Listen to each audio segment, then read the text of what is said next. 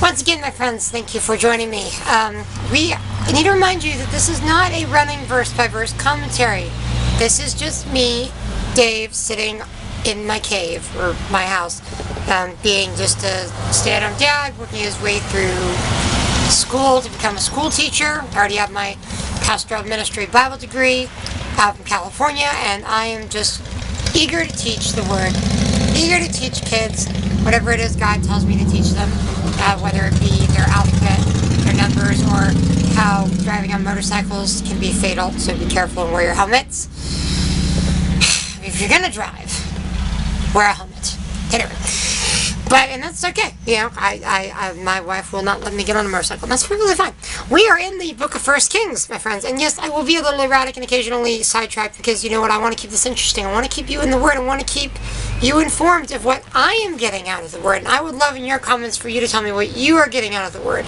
And that is what this is about. It's about getting into the Word together, Bible study, understanding, and just shoot me an email. You can shoot me an email, and I need to set up an email address, so I will put that in the comments somewhere. That you can send me an email to, because right now I don't think I have an active one. I had Acts 13:22 for a while, because that's a great verse, by the way. We're in the book of 1 Kings, so let's get back to that real quick here. Linking passage is 2 Chronicles chapter 2. Hiram, king of Tyre, which by the way was a good friend of David, sees Solomon and sees his wisdom and says, I'm going to help you build a house. And David, it reiterates here that David was not able to build the temple because he was a man of war. But Solomon, being a man of peace, is going to be able to build it. Now, it does say that it takes Solomon longer to build his own house than it does to build the temple, which I just think that means that Solomon knew what God wanted him to build for the house of God, for the temple that would be in Jerusalem. On the Temple Mount, by the way, which I forgot to mention at the end of 2 Samuel, that piece of land that David bought to sacrifice on would become the place that the temple would be set on. So David, long before he got to see he never got to see the temple get built, so it was just God fulfilling destiny in putting that in David's heart to buy that land that Solomon would build the temple on. So that's big when it comes to church buildings and building projects, is that sometimes you're not going to be the one that sees the building go up. That doesn't mean that he doesn't call you to invest in that project. Solomon builds the temple on that land that David had paid for and bought to sacrifice to God. And we see the temple building in chapter 6 and start seeing how it goes up. The bronze altar, the laver, the altar of incense, the golden altar, the lampstand, the tabernacle furnishings, the bronze laver, to sacrifice the, the laver was to wash in. And then you have the altar of incense. A lot of it is pretty much just like the tabernacle, just big. I have a couple books to mention right now that I would love for you to read. Chuck and Nancy Missler is actually Dr. Missler now. It's probably before he became a doctor, but Chuck and Nancy Missler wrote these, mostly Nancy, his wife. The Way of Agape teaches you about God's love. Faith in the Night Seasons teaches you about if you feel abandoned by God. It says it even on the back here. Is it possible to continue to have faith in God when He allows everything in your life to crumble and fall apart? When He allows bankruptcy, earthquakes, circumstances to cause you losing family members, sudden death of family members? Would a loving Father allow such devastating circumstances to happen? This is the book for you to read. Nancy Missler, amazing book.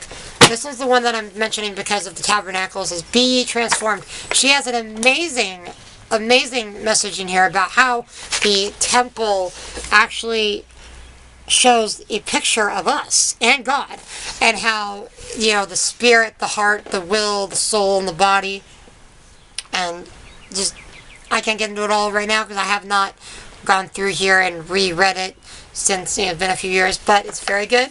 You may want to look into reading that or just looking it up online. She has several free resources on the khouse.org website you can look into.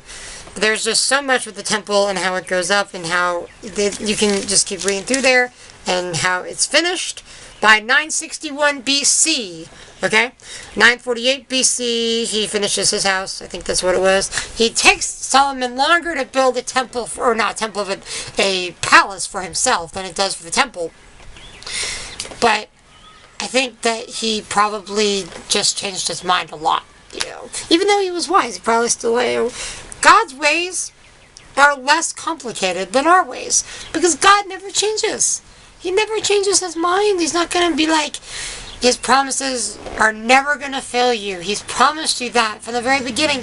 And the Bible, if nothing else, is a testimony of stories of people from Adam to Abraham to Hannah to Samuel to David, teaching us all the way that God is in our story because it's his story of his work through us. And of course, that's the grand message there. And of course, you go through the long description of all the things that are in there. The bronze laver to wash, the water, washing the water of the word, and then of course to sacrifice, and that lampstand being him, the light of the world, and the bread. And finally, they go ahead and they need to bless the temple. And chapter 8, you just have to read chapter 8 and 9 over and over again. It happened when the priests came from the holy place that the cloud filled the house of the Lord, so the priests could not stand to minister because of the cloud, for the glory of the Lord filled the house.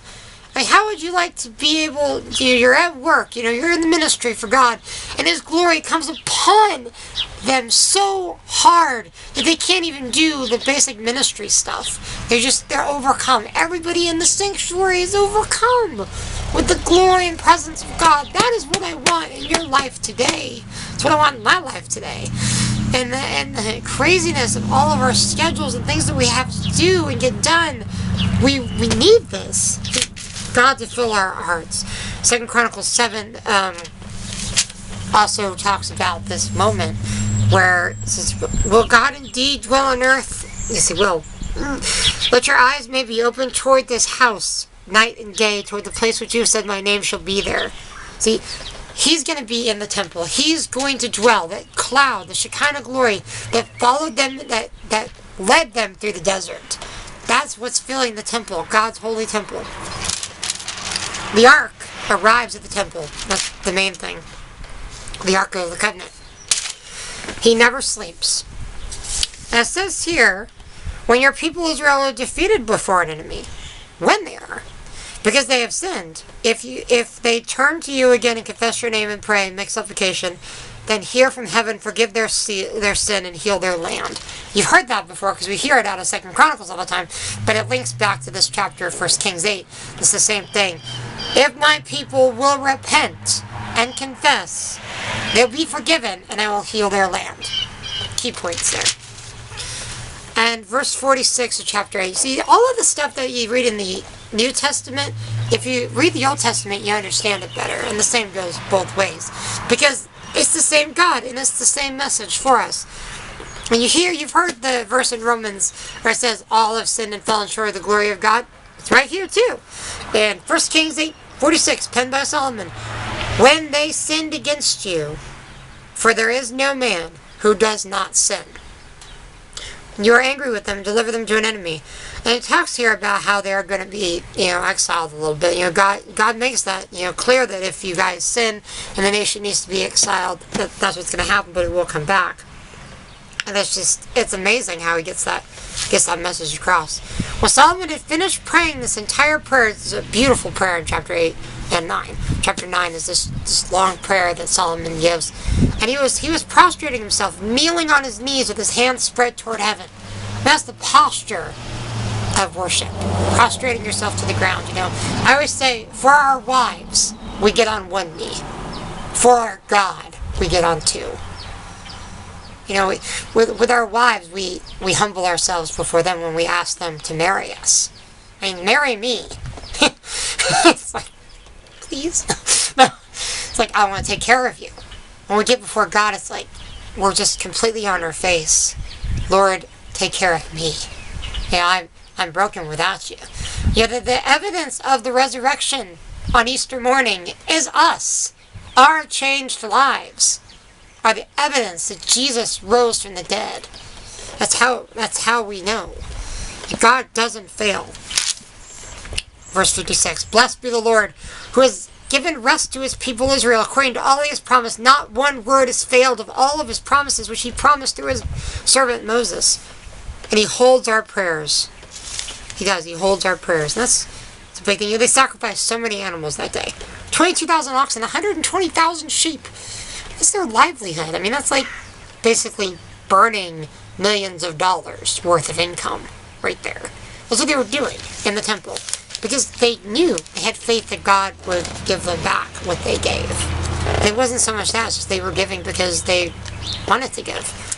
They were commanded to give, yes, because their sacrifice is necessary in order for sins to be forgiven, and that is done on the cross. We don't have to burn the animals anymore and kill them, because he's already taken care of that. It says the Lord again appears to him in chapter 9.